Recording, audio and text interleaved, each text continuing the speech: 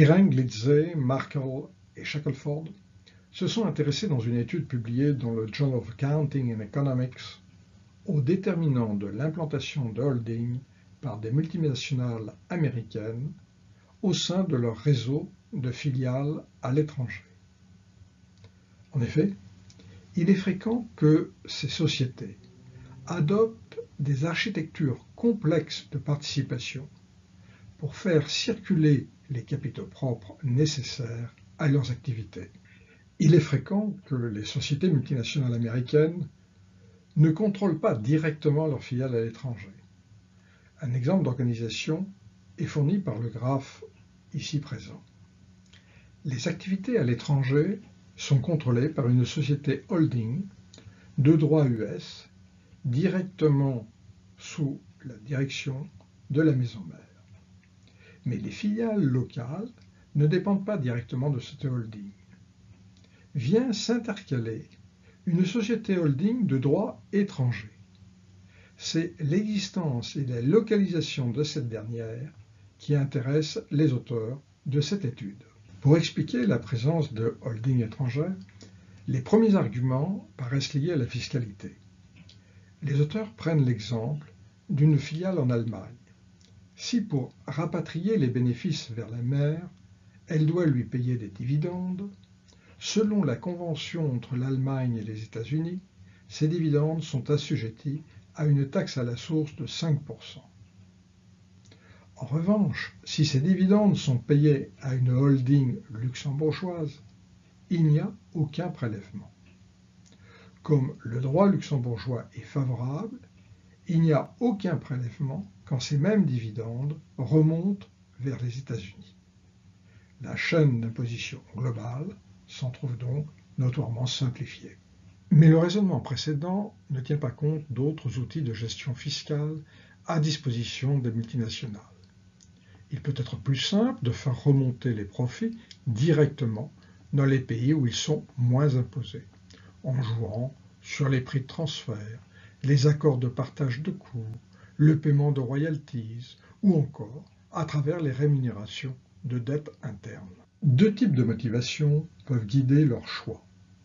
D'abord, il y a un souci de minimisation de la pression fiscale sur les bénéfices réalisés à l'étranger. Ensuite, il y a une recherche de sécurité, avec à la fois une volonté de se préserver de la corruption locale et d'échapper à des risques politiques de spoliation éventuelle. Une part des raisons expliquant ces implantations de holding à l'étranger sont liées à la corruption locale. Si cette dernière est élevée, il y a toujours une incertitude sur les coûts éventuels à supporter. Les risques, y compris judiciaires, ne sont pas négligeables. Moins on investit localement, moins on ne laisse de prise à ces agissements. Il vaut donc mieux rechercher un havre à faible corruption pour y localiser les fonds propres et les faire par la suite remonter. La nationalité d'une multinationale ne peut pas être cachée. Quand il existe de fortes tensions entre les autorités locales et les États-Unis, apparaissent des risques de spoliation, nationalisation, gel d'avoirs. Il peut être utile de préventivement loger le maximum de fonds propres dans des pays politiquement sûrs du point de vue américain. Pour départager l'importance de ces facteurs explicatifs, Dyreng, Lindsay, Markle et Shackelford proposent une étude empirique originale. Ils ont identifié, à partir de la base Orbis du bureau Van Dyck, les firmes américaines ayant au moins 2 filiales à l'étranger, et ils ont retenu celles figurant dans la base Compustat pour disposer des données comptables nécessaires. Au total, leur échantillon de base contient 25 044 filiales terminales contrôlées par 916 multinationales américaines. Parmi les 25 044 filiales terminales identifiées, 12 867 dépendent de holdings étrangères. Dans la suite de l'étude, ce sous-échantillon a été réduit à 11 926 filiales pour 862 multinationales pour ne prendre en compte que les 25 pays hôtes des holdings étrangères les plus fréquemment utilisés. Parmi ceux-ci, on trouve les Pays-Bas, le Royaume-Uni, la Suisse, le Luxembourg. Les données concernant la fiscalité proviennent de la base suédoise Comtax, les mesures de la corruption de Transparency International, les indices de risque pays de Political Risk Services.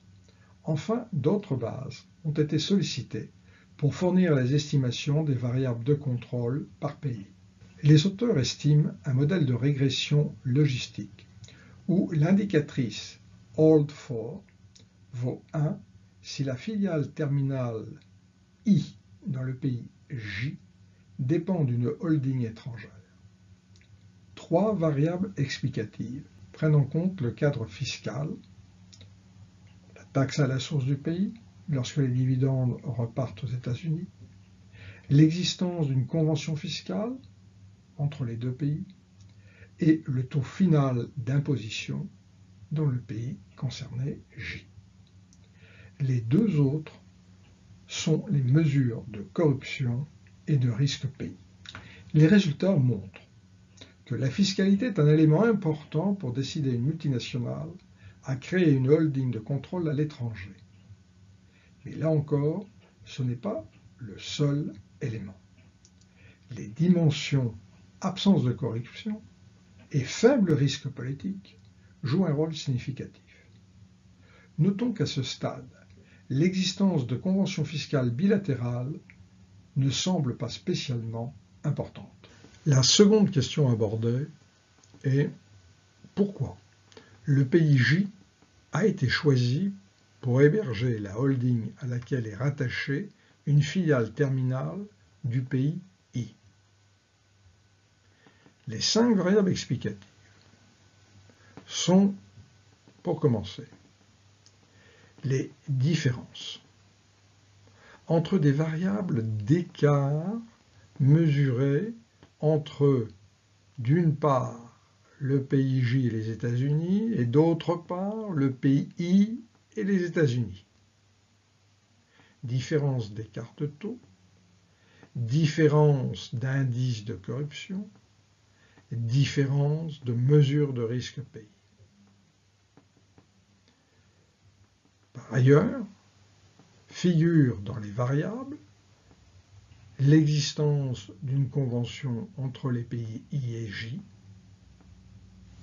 un vecteur grand X de variables de contrôle qui prend en compte tout particulièrement les similarités entre les deux pays I et J, par exemple, même langue, même religion. Les résultats obtenus montrent que dans le choix d'un pays pour accueillir une holding intermédiaire, les multinationales américaines tiennent compte non seulement des paramètres fiscaux, mais aussi de caractéristiques non fiscales, sans qu'il soit possible ici de déterminer l'influence principale, absence de corruption ou de risque politique. Ces résultats suggèrent également que ces choix ne se font pas indépendamment de la composition du portefeuille de filiales dont disposent ces firmes. Parmi les autres résultats fournis, nous en reprendrons 3. La fréquence des holdings étrangères est moindre quand le capital est mobile. Dans ce cas, les possibilités de remontée des fonds propres sont moins entravées par l'importance d'actifs corporels. Les pays hôtes sont choisis parmi ceux qui entretiennent des relations commerciales fortes, partagent le même système juridique, voire même la même religion. Les Pays-Bas apparaissent comme un pays exceptionnellement accueillant pour ce type de holding.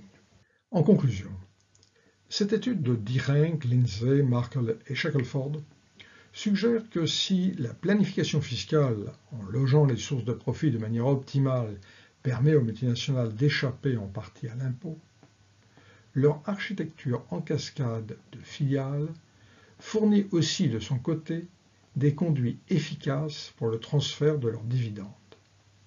La localisation de holdings dans des pays favorables fiscalement apparaît dès lors très efficace. De ce point de vue, les Pays-Bas y jouent un rôle particulièrement important, que n'explique pas seulement sa fiscalité attrayante pour ces groupes multinationaux. D'autres variables interviennent. D'ailleurs, l'un des intérêts de cette étude est de souligner que ces pays hôtes sont aussi choisis pour leur faible niveau de corruption et de risque politique. Comme quoi, les dimensions fiscales et éthiques ne sont pas toujours opposées.